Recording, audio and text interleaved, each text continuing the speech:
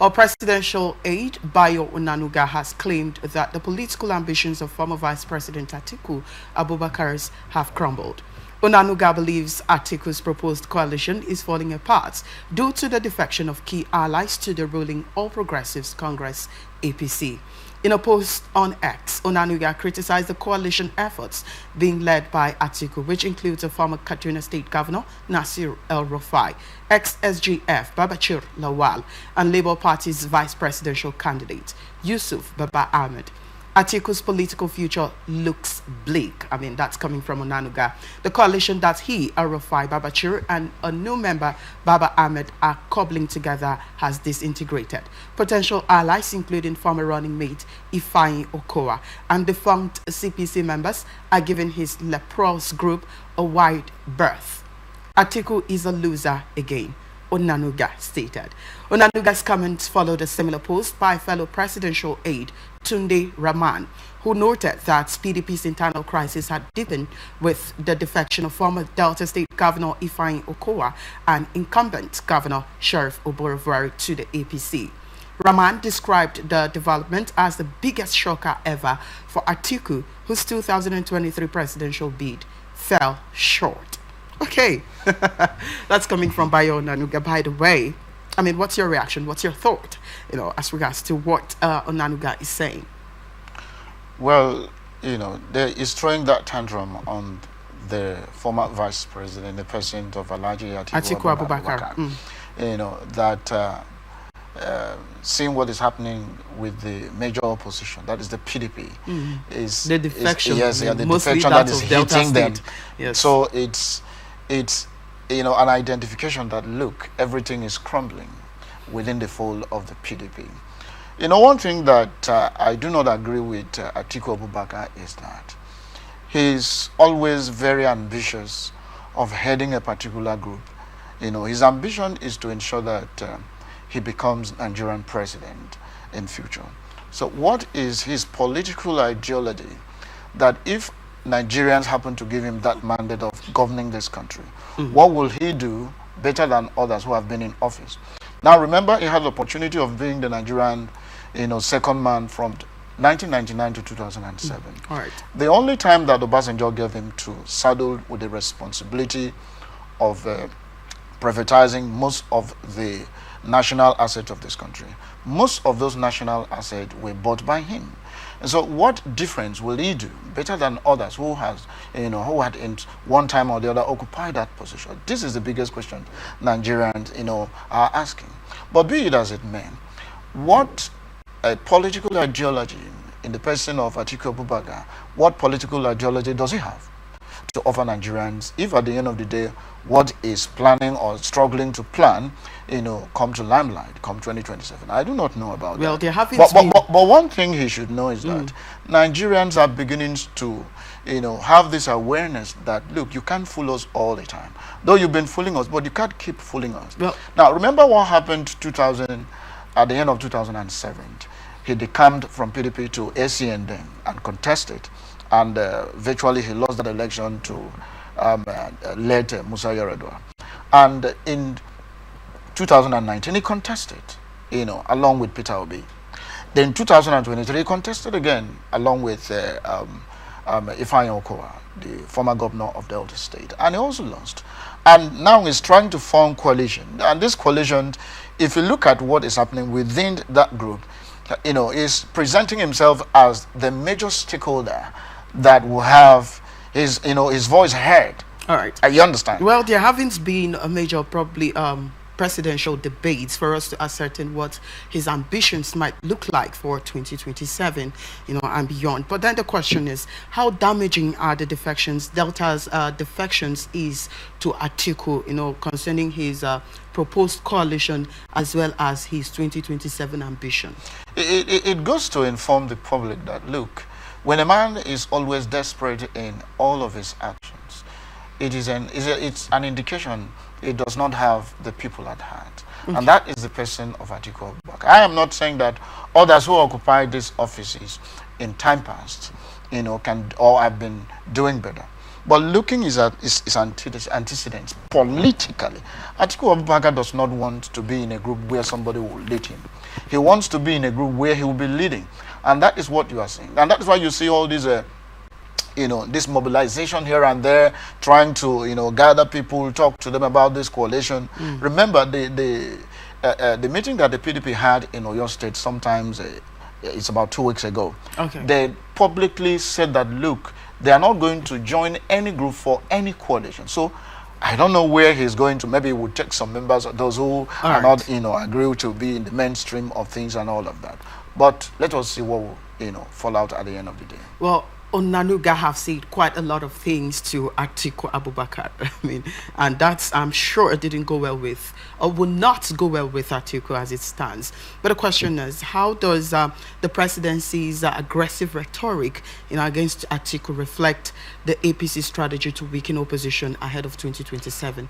Because a lot of people are saying that this comments coming from Onanuga is for him to try to weaken the opposition come 2027, so that probably they wouldn't have good structure, they wouldn't have that support from Nigerians during the election in 2027. He's a spokesperson for the president, right? Yes. And so he will explore his skills as a journalist, to make sure that those who oppose his master will be dealt with, not through violence, not in a violent way, but looking at what he's throwing at Atiku. It means that this man is ready. And he's trying to prove to his master, look, I can do this work better. Now that you've given me the opportunity, I can do it better. Could that actually weaken Atiku's, camp as it stands? All of this is expected politically. So will you ask the APC to fold its arms and watch all of this thing happening without saying anything? What you are seeing playing out, it's politics that is playing out. And if the spokesperson of on the side of Atiku is also had opportunity, we also lambast the president as well. So these things you see, playing out with both camps. It's expected, and it will not stop, and it will continue. And this is what will happen until 2027 election comes. Well, so what would you advise Atiku to do to rebuild his political relevance in light of these defections and all of that? Well, I'm not his political advisor. I'm a Nigerian. But you are a public affairs analyst. I know. And that's why we get your opinions. That's what you're here, to tell us. What do you think? What are the paths that, he's supposed to take? You might be supporting him. You may not be supporting him. But the truth is, you are a public affairs analyst, and that you convey, messages from the masses to them, the politicians, as well as from the politicians to the masses as well. You give your thoughts, you share your thoughts, you share your ideas, and they are valuable. So I want you to say something as regards to that. So what do you think Atiku can do right now to rebuild his confidence and strength and all of that? Okay, if you want me to say that, my advice to him is that, look, a leader leads the people, and if a leader who assumes to be a leader is leading, nobody is following, it means we just take a walk. We are not leading anybody. And so it's obvious that there are so many things that would draw him backward as a result of his desperateness.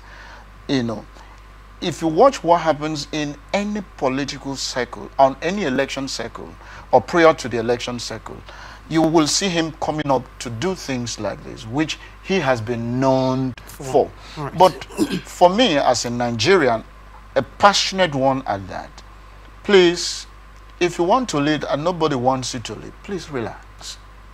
I'm not saying you should not try, but if you want to lead, you bring up yourself to lead the people, and the people say, we don't need you. Please, you relax, and maybe your time hasn't come. And when the time comes, with good ideology that you have, then the people may decide to say, okay, we'll follow you. Dr. Harry, what if Atiku now has ambitions that Nigeria might at some point, welcome?